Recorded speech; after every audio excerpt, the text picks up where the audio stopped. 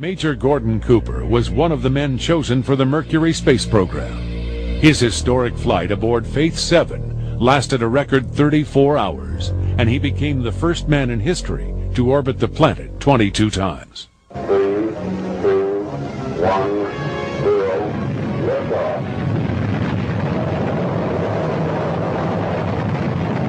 Astronaut Gordon Cooper returned to Earth as a true American hero. All I can say is that it certainly is a great honor to be invited here and to be presented this award, and thank you all very much. Today, Gordon Cooper looks back at his historic spaceflight. It's very impressive out there and very awe-inspiring. And when you look out here at this big universe that God has created for us, it makes you feel about that tall. It's very humbler, but it's very impressive and very awe-inspiring to look back on Earth from space. Before Gordon Cooper entered the space program, he had his own encounter with a different type of space traveler. While flying over Central Europe, his fighter squadron came upon a formation of UFOs. There were a number of extraterrestrial vehicles out there cruising around, flying the same kind of formation we fly in our fighters. They didn't have wings, they were saucer-shaped, and we never could get as high or as fast as they were, so to really positively identify them, but they were metallic looking and saucer in shape. And they could do a few maneuvers that we couldn't do in an airplane, like just horizontally displace themselves rapidly, be flying along and just move over rapidly.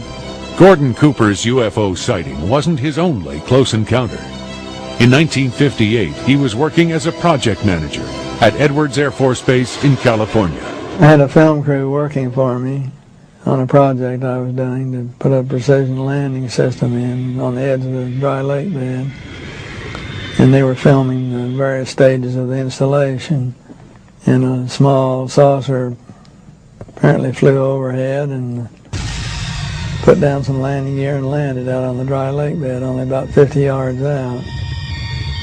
And these were old pro cameramen who were used to flying in all kinds of vehicles to take all kinds of pictures. And so they picked up their cameras and started over toward it and going to get some close-ups.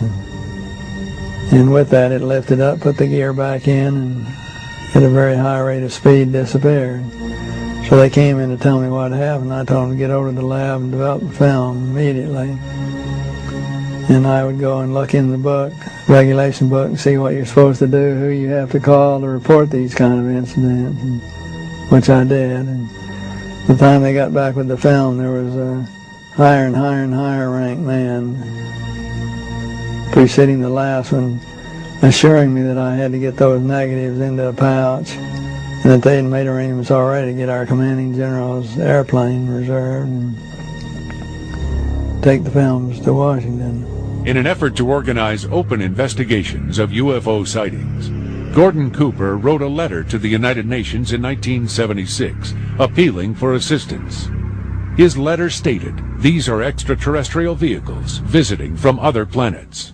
And it was presented to the council and certainly made a lot of people aware of a number of things that perhaps they had not been aware of before, so maybe it opened a few eyes. This universe is limitless and tremendous big universe, and we're kind of vain to think that we're the only ones that exist here.